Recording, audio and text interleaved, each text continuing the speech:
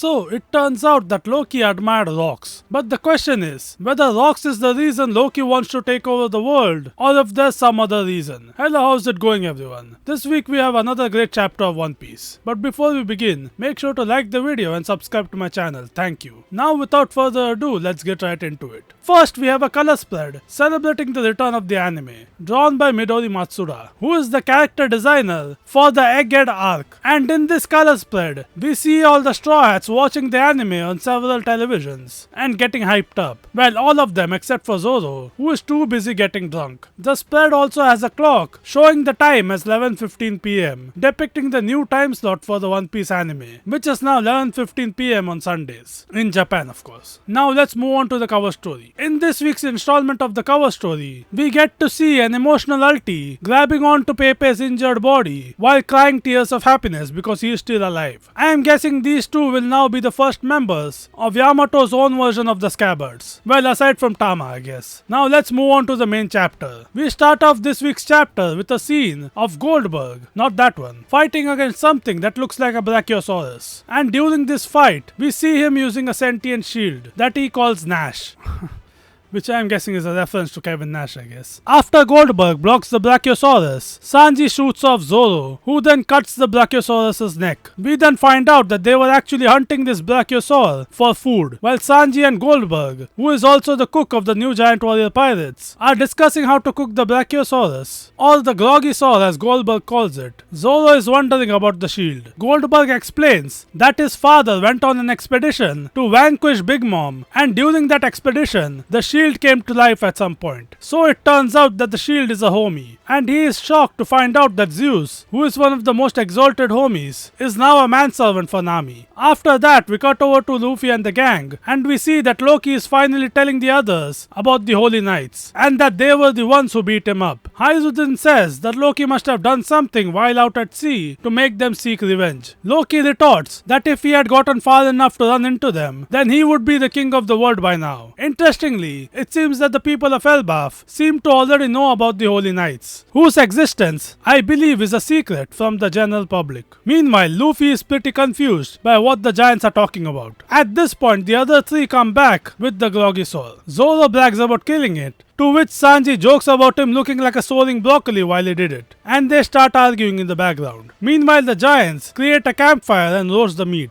Luffy is excited, but Sanji tells him that the meat isn't just for him, so he takes some of it and tries to feed it to Loki, but ends up burning him in the process. Gerd warns him to be careful of Loki's wounds. Loki then asks if Luffy is trying to kill him. Luffy tells him that he needs to eat if he wants to recover. Loki then starts eating, but he complains about having to do it while lying down. He then starts to choke on the food, so Luffy decides to bring him some soup to wash down the food. He then drops the boiling soup on Loki and gives him some new burns. Loki tells Gerd to get Luffy away from him. Gerd then gives Luffy a thumbs up for what he did, which shocks Sanji, and he wonders just what Loki must have done for even Gerd to hate him so much. At this point, Zoro says that Loki was probably lying to Luffy when he made a deal with him. Loki then chimes in saying that he wasn't lying, and he actually does know where Shanks is right now. But he refuses to tell them unless they fulfill their part of the bargain and release the last 3-stone chain around his leg. After which he says that he understands how Luffy feels wanting to meet Shanks because he had a similar experience as him. Luffy asks him about it, and at this point we find out that Loki actually met Rox at some point in his life prior to the God Valley incident 40 plus years ago, and asked him to take him along. Rox refused due to him still being a child. Loki challenged him to a fight and got beaten up. And at this point, Loki laments that he was born in the wrong era. Which begs the question, is Rox the reason for Loki's ambition of taking over the world? Or did he already have such ambitions, and he just thought that joining Rox would have been the perfect chance to fulfill his goals? And also, we have to wonder, why was Rox on Elbaf to begin with, since he says that he wasn't there to meet Loki? Which means he must have had some other purpose for being there. Maybe he was trying to convince Harold to join him in his conquest, but was turned down. Who knows? After After that, we cut over to the giant warrior pirates and Scopper fighting against the dream monsters, and it seems that they are being swarmed by them. It looks like Killingham can just keep spawning these monsters as long as the children stay asleep. At this point, the children's interpretation of Loki attacks the giants and Scopper takes him out, and then he exclaims that it's a good thing that these monsters are based on the children's imagination. One of the giants questions if they would be stronger if the kids knew the real thing, and Scopper laughs and says that he would rather not find out. And at this point, we get a confirmation that Scopper can in fact feel the presence of the Holy Knights, and he laments that if even Elbaf isn't safe anymore, then it's truly the end of days. We then cut over to where the sleepwalking children are, and we see that the firefighters are trying to put out the fire in the forest before the kids walk into it. Saul tells them to hurry up, to which they tell him that the hose is already at full power and the flames are just too big. Saul, who we see has already dealt with the Fenrir, continues begging them to put out the fire. Meanwhile, we see that the knights are enjoying the show. Someone asks Gunko what will happen when the kids walk into the fire, and she tells him that they will wake up from the heat and cry for their parents while burning into bones. Someone likes what he hears, but unfortunately for them, at the last moment, Jinbei shows up and uses his fishman karate to throw water onto the flames and puts them out. After which he hops back into the ship. The rest of the Straw Hats and Colon are on. They praise him for what he did. The giants are surprised by what happened and praise the firefighters, who are confused since they weren't the ones who put out the fire. Meanwhile, Chopper and Robin are the only ones that realize what actually happened. We then cut over to the Straw Hats and Kolun, who thanks Jinbei for saving the kids, and says that even though all the kids at the school hate him, he still thinks of them as friends. Nami praises him for that, and says that they will save the kids together. At which point, Gunko appears on the ship, and it looks like we are going to get a confrontation between the Straw Hats and Gunko. Although Brook is also there, so I am curious how she will react to meeting him, and what sort of interaction they will have. And that's how the chapter ends. And apparently we will have a break next week. All in all, this was a great chapter of One Piece, where we were given some hints about a potential connection between Loki and Rocks. We also got some great character interactions, and we got to see Scopper in action some more. And we also saw Jinbei save the day. And finally, it looks like we will be getting a confrontation between Gunko and the Straw Hats in the coming chapters. And I for one can't wait for that. So I guess I will see you when the next chapter comes out. Make sure to like and subscribe. Bye bye.